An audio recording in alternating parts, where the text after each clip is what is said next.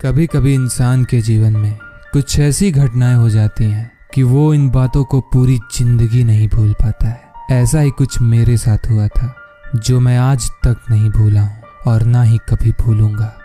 मेरा नाम विनय है और 6 महीने पहले मैं लखनऊ से दिल्ली जॉब करने आया था। मेरी जॉब भी दिल्ली की एक अच्छी कंपनी में लग गई थी, पर यहाँ नया होने की वजह से ना तो मेरा कोई यहाँ अच्छा दोस्त था और ना ही कोई जानने वाला, जिसकी वजह से मेरा काफ़ी वक्त अकेला गुजरता था। ऐसे में मुझे काफ़ी बोरियत होती थी।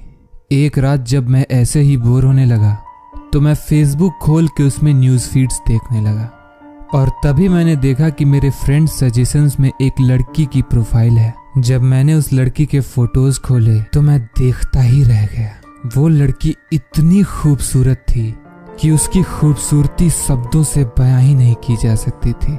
मैं उसकी तस्वीर काफी समय तक देखता रहा। उसकी आंखें मानो कि वो कुछ कहना चाहती हूँ। मैंने उस लड़की को तुरंत फ्रेंड रिक्वेस्ट भेज दिया।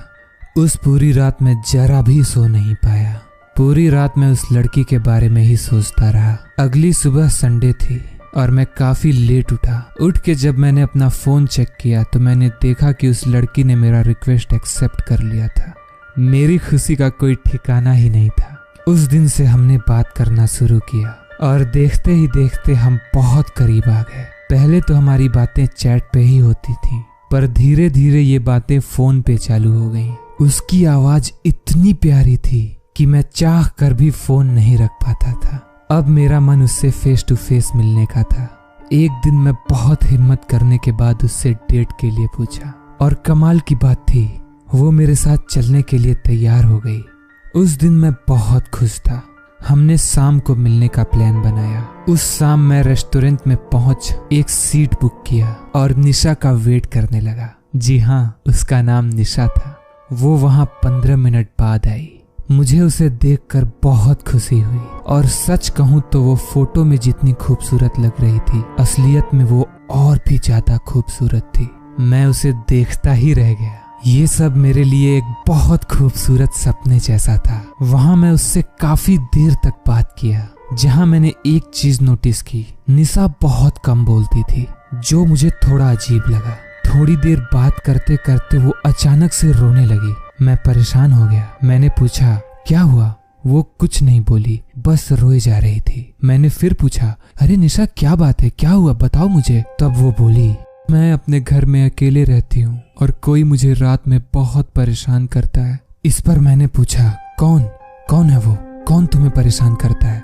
वो बोली, मुझे नहीं पता, पर मुझे बहुत डर लगता है। क्या आप मेरे साथ आज मेरे घर चलोगे? इस बात पे मैं खुश हो गया। मुझे लगा कि निशा मुझे पसंद करने लगी है और शायद इसलिए मुझे अपने घर ले जाना चाहती है। मैंने तुरंत हाँ कह दिया। हम दोनों साथ में चल दिए। वो पूरे रास्ते कुछ नहीं बोली। फिर हम उसके घर पहुंचे। वो मुझे अपने बेडरूम में ले गई और बोली कि आप सो जाओ, मैं भी सोने जाती हूँ। फिर हम दोनों सो गए।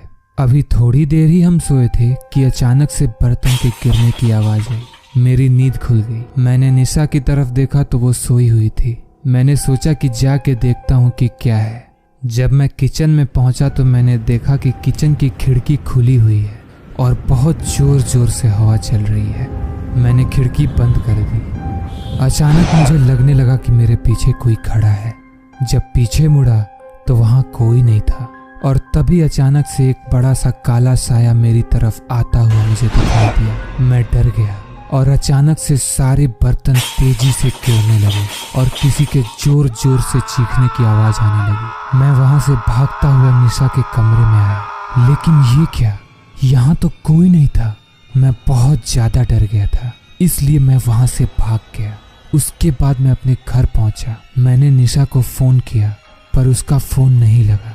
इन सब के दौरान मैं बहुत थक गया था, जिसके वजह से मुझे नींद आ गई।